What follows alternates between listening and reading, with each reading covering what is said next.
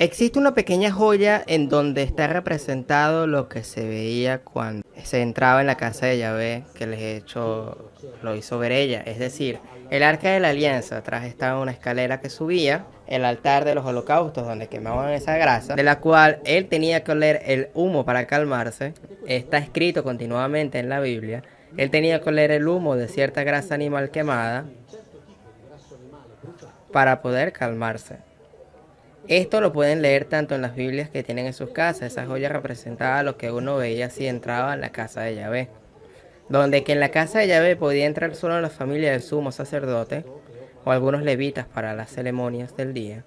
¿Quién podía saber lo que se veía ahí adentro? Aquellos que le habían construido. Pero si ustedes leen la Biblia sabrán que construyeron fueron de la tribu de Dan. Es decir, los danitas. Por eso en las tumbas de los Danoi se encuentra algo que recuerda que lo que había ahí, porque ellos lo habían visto, porque por lo menos uno de los artesanos lo habían construido. La historia es mucho más fascinante de las fábulas que nos han contado. Muchísimo más fascinante. Entonces, está esta gente que sale y Moisés que dice siempre sus padres, sus padres.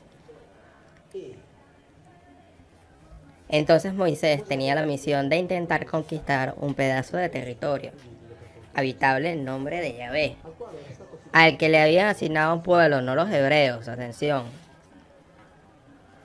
sino a un pueblo, pero no los hebreos. La Biblia dice, no lo digo yo, lo dice la Biblia. Sem, uno de los 3 hijos de Noé, después del diluvio. Mamma mía, cuántas cosas me vienen a la mente. Si quiere lean Flavio Josefo cuando habla del diluvio. Él cita una historia que es Nicolás Damasceno, que habla del diluvio, que este Nicolás, en su Historia Universal, escribe que al final de esta inundación, sobre esa montaña, había mucha gente. Después, en un cierto momento, llegó una familia en un bote, dice Nicolás Damasceno. Quizás son aquellos de los cuales habla Moisés en su libro La Torá. Es decir, que había mucha gente. Después llegó una familia en su bote. Llegaron allí y luego, cuando las aguas empezaron a bajar, intentaron convencer a los otros de bajar, pero como estos tenían mucho miedo, decidieron quedarse de arriba mientras José bajó primero. Damasceno habla sobre esa gente o esas montañas, que había mucha gente. Con la Biblia es mejor hacer de cuenta que es verdad. Si todos hicieran de cuenta que es verdad, el mundo sería más tranquilo. Ella nos lo haya explicado muy bien, pero si ustedes leen la Biblia y luego vean en televisión o lean en los periódicos lo que hace el ISIS, no hay ninguna diferencia. El ISIS es un perfecto ejecutor de las órdenes de Yahvé. No estoy diciendo que Yahvé está dando órdenes al ISIS, pero si ustedes leen la Biblia y leen lo que hace el ISIS, dirán, lo que estos están haciendo es lo que está escrito allí, las mismas órdenes. Destruyan sus lugares de culto, mátenlos, dególlenlos. Los degollaremos sobre las escaleras de sus templos. El método es ese. Sem, luego hijos e hijas, hasta uno que se llama de los Ibrín, Eber, otros hijos e hijas, se llega a uno que se llama Tarek o Terach, que tiene un hijo llamado Abraham, otro que se llama Nacor y otro que se llama Arán. Esto es fundamental. Abraham tiene un hijo que se llama Isaac y luego tiene 2 hijos, uno que se llama Jacob y el otro Esaú.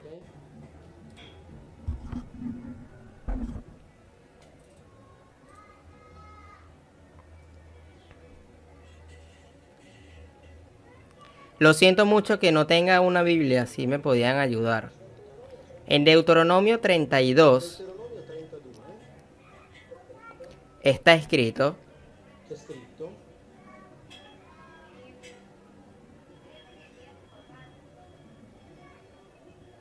esta no, es la guerra contra los madianitas.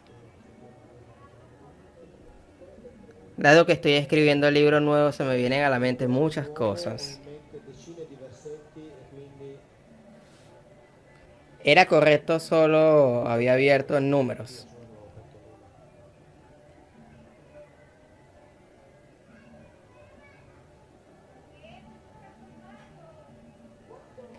Lo leeremos según el método que les dije anteriormente, Deuteronomio 32:8, cuando el Elión daba a cada nación su herencia, cuando dividía a los hijos del hombre, fijó la frontera de los pueblos según el número de los hijos, y esa división porción de Yahvé es su pueblo. Es decir, Jacob es la parte de su herencia. Jacob,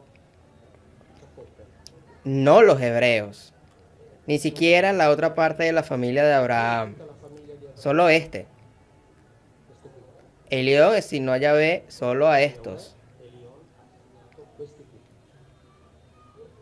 Versión en español dice: es decir, él tenía que conquistar un territorio, por eso estos no poseían ni siquiera uno. Por eso él tuvo que construirse un ejército. De lo contrario no hubiera podido hacer nada. El versículo 12 está escrito que Yahvé solo lo condujo, no había a su lado ningún Elohim extranjero. ¿Entienden? El jefe de los Elohim, llamado el Elión, ese que está en lo alto, asigna a Jacob y él se encarga por su cuenta. Y no se hace ayudar por sus compañeros. Es más, a sus compañeros les dije antes el nombre. Uno se llamaba Quemos, tu Elohim Quemos. El otro se llamaba Elohim Malcom. Le había asignado pedazos de la misma familia. Quemos es el Elohim de los moabitas, que son descendientes de Lot, sobrinos de Abraham. Milcom es el Elohim de los amonitas, que también es descendiente de Lot, sobrino de Abraham. Por lo tanto, este es Yahvé. Este es Quemos y este otro es Milcom. La familia de Abraham, en el mejor de los casos, fue dividida entre tres Elohim distintos. Nosotros tenemos la historia de este, porque este pueblo logró mantener e imponer muy bien su historia, de imponerla. La historia de estos otros la he examinado en uno de mis libros, aquella de los moabitas, donde está una estela, etc. De estos no tenemos mucho, ya que no hicieron un buen trabajo como los otros. Por lo tanto, con los años se perdieron sus rastros, se mezclaron con los otros pueblos, etc. Pero nosotros tenemos la historia de estos, y la Biblia nos dice muy claramente que estos fueron asignados a este y que estos otros fueron asignados a otros. En mi opinión, 1, 2 y 3 eran hermanos.